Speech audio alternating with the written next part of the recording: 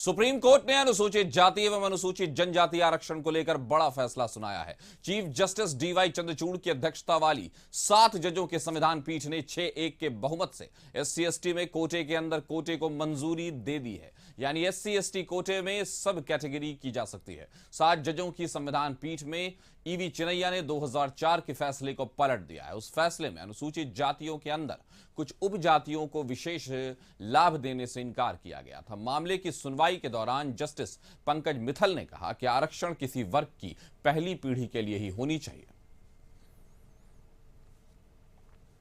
उच्चतम न्यायालय के फैसले आए हैं दलित के आरक्षण में श्रेणीकरण का।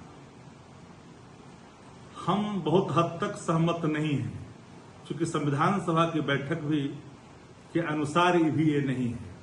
पूना पैक्ट 1932 के निर्णयों के अनुरूप नहीं है। जब तक इस देश में जाति आधारित गणना नहीं हो जाता, किस जाति में, किस धर्म में, किस मजहब में शैक्षणिक, आर्थिक, सामाजिक स्थितियां क्या है, उसका एक साइंटिफिक आंकड़ा देश के पास अभी तक उपलब्ध नहीं। इस खबर पर ज्यादा जानकारी के साथ हमारे सहयोगी प्रीतम हमारे साथ जुड़ गए हैं। प्रीतम, आखिर आरक्षण का मुद्दा सुप्रीम कोर्ट से हमेशा से जुड़ा रहा है भारत में, अगर इतिहास से देखा जाए। इस बार फिर से सुप्रीम कोर्ट के फैसले ने हलचल मचा दी है। राजनीतिक महकमे कह सकते हैं, या राजनीतिक जो एक पूरा का पूरा, चाहे कोई भी दल हो, उसकी स्ट्रैटेजी में कुछ ना कुछ बड़ा परिवर्तन इस फैसले से आ सकता है। क्या कहेंगे आप? जी बिल्कुल कासिफ, कल सुप्रीम कोर्ट ने अहम निर्णय इस पे सुनाया है। लेकिन चूंकि अभी निर्णय सुनाया है और उस निर्णय में क्या क्या चीज़ें हैं उसकी बारीकी से अध्ययन करने की ज़रूरत है। और ये देखा जाएगा कि अब इस फैसले का असर क्या होता है, चूंकि कई राज्यों में विधानसभा के चुनाव होने हैं। बिहार में तो खैर अगले साल विधानसभा चुनाव है, लेकिन चूंकि बिहार में वैसे भी जाति आरक्षण का मामला हो या आरक्षण का जब मामला हो, ये इसने सियासत की रफ्तार रोक दी है या सियासत की रफ्तार काफी तेज कर दी है। अब माननीय उच्चतम न्यायालय का जो निर्णय है उस पर जो सारे पक्ष हैं, चाहे भाजपा हो या फिर जदयू हो, जदयू, राजद, कांग्रेस हो, ये सारी बड़ी पार्टियां अपने स्तर से इसकी विवेचना करेंगी, अपनी मीमांसा निकालेंगे। लेकिन ये बात तय है कि इस फैसले का काफी दूरगामी असर होना तय है।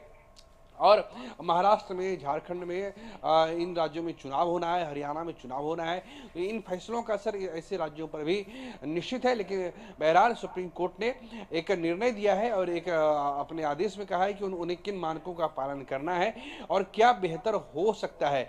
अब ये इस पर निर्भर करता है कि सरकारें इस पर क्या निर्णय लेती हैं, वो किस तरह से इस रूप को, किस तरह इस आदेश को लेती हैं और फिर इस आदेश को लेकर उनकी राय क्या है, ये देखने वाली बात होगी। जी कासिफ। जी, तो हम कहीं ना कहीं ये कह सकते हैं कि सुप्रीम कोर्ट का ये फैसला प्रीतम एक पूरी तरह से अभी जितने भी राज्यों में आने वाले चुनाव हैं उस पर भी असर डालेगा। लेकिन आरक्षण जो भारत का आजादी के बाद का सबसे बड़े मुद्दों में से एक है और मंडल कमीशन के बाद अगर देखा जाए तो वो भारत की सियासत के सबसे प्रमुख चीजों में थे। तो क्या कहेंगे आप, इस फैसले का असर सिर्फ आने वाले चुनाव पर होगा या समाज पर भी उसी तरह पड़ेगा?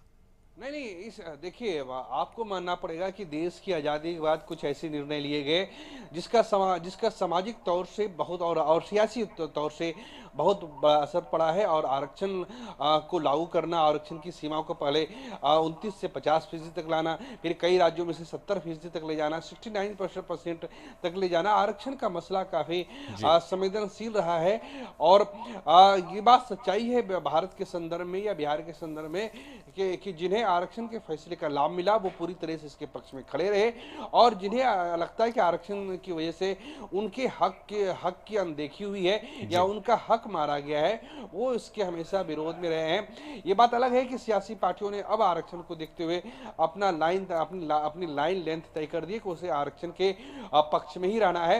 लेकिन हम 2015 का आपको विधानसभा चुनाव होगा, ये याद होगा, या उसके इस बार जिस तरीके से भारतीय जनता पार्टी पूरी तरीके से फ्रंट फुट पे खेल रही थी, लेकिन फिर आरक्षण बचाओ और आरक्षण का मसला सामने आया, संविधान की रक्षा का मामला सामने आया तो वो भारतीय जनता पार्टी जो फरवरी 2024 तक आगे चल रही थी, एकाएक जिस तरीके से राहुल गांधी हो या दूसरी विपक्षी पार्टियों ने संविधान और आरक्षण का मसला सामने उठा दिया, तो उससे फिर चुनाव की दिशा बदल गई और फिर रिजल्ट आप लोग के हमारे सामने है कि 4 जून 2024 को नतीजे किस तौर से आए हैं। तो आरक्षण का मसला काफी संवेदनशील है और देश हित में, राज्य हित में और समाज के हित में ये देखना पड़ेगा कि जो सियासी पार्टी है वो किस तरीके से बेहतर निर्णय ले सकती है। जी तो फिलहाल सुप्रीम कोर्ट ने फैसला सुना दिया है कि आरक्षण के अंदर भी आरक्षण होना चाहिए और संविधान पीठ का यह फैसला है, इसलिए इसके बारे में कहा जा सकता है कि बड़ी पहल है। हमारे साथ जुड़ने के लिए प्रीतम आपका शुक्रिया।